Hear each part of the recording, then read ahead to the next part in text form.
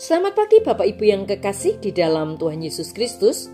Pagi hari ini saya Eko Wahyu Suryaningsih kembali menyapa dengan kebenaran firman Tuhan yang terdapat dalam Roma 6 ayat 6. Roma 6 ayat 6. Karena kita tahu bahwa manusia lama kita telah turut disalibkan supaya tubuh dosa kita hilang kuasanya, agar jangan kita menghambakan diri lagi kepada dosa.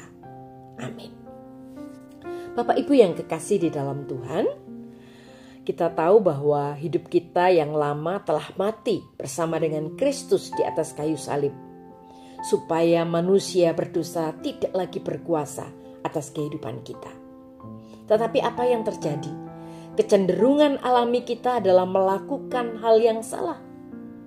Namun karena Tuhan Yesus Kristus, kematiannya di atas kayu salib, sifat lama kita yang berdosa tidak lagi mengendalikan hidup kita. Roma 6 ayat 6 mengatakan bahwa kita tahu bahwa hidup kita yang lama telah mati bersama Kristus.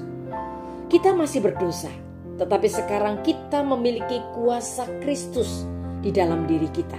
Untuk apa? Untuk melakukan apa yang sebelumnya tidak dapat kita lakukan.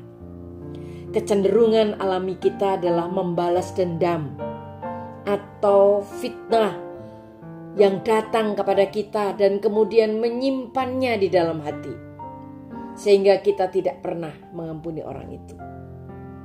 Namun semua hal yang secara alami cenderung kita lakukan justru memperburuk keadaan kita. Atau mungkin kita menuntut bahwa orang lain harus lebih dahulu melakukannya.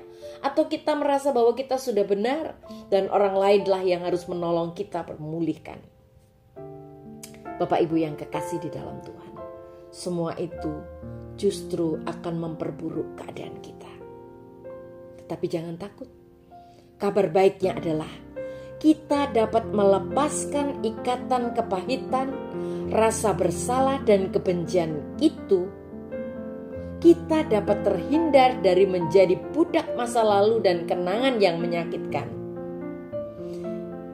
Kita dapat memilihnya untuk mengampuni. Tidak ada cara lain untuk melepaskan emosi yang membebani kita selain kita memandang kepada salib Kristus. Tidak ada orang lain yang sanggup menolong kita. Tidak ada orang lain yang bisa memberikan jalan keluar kepada kita. Tetapi salib memiliki kuasa untuk membebaskan kita dari dendam dan kesedihan. Kita tidak harus berjalan dengan beban kebencian. Dengan pertolongan Roh Kudus, kita dapat melepaskan rasa sakit itu, mengampuni orang lain, dan berjalan dalam kebebasan. Bapak Ibu yang kekasih di dalam Tuhan, mari kita memikirkan siapa orang-orang yang perlu kita ampuni. Orang yang kesalahannya telah menanamkan benih kepahitan di dalam diri kita. Mari kita sebut, kita doakan, kita bawa di dalam doa. Tuhan, hanya Engkau yang mengerti betapa aku telah disakiti oleh orang ini. Aku tidak ingin menanggung rasa sakit itu sedetik pun. Aku tidak ingin menjadi orang yang pahit.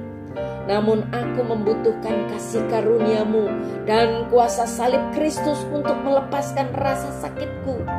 Dan aku mengampuni orang yang menyakitiku. Bapak Ibu yang kekasih di dalam Tuhan, inilah titik baliknya. Kita perlu meminta pengampunan. Kita meminta maaf atas cara kita menyakiti orang lain, menyakiti kita. Dan percayalah, Tuhan akan menolong kita. Hari ini kita dapat berkata, aku melepaskan pengampunan. Amin. Terima kasih Tuhan buat firman-Mu hari ini. Kami percaya Tuhan memampukan kami. Oleh kuasa salib-Mu Tuhan, kami boleh menang atas setiap pergumulan dan kepahitan di dalam hati kami. Dalam nama Tuhan Yesus kami berdoa. Amin.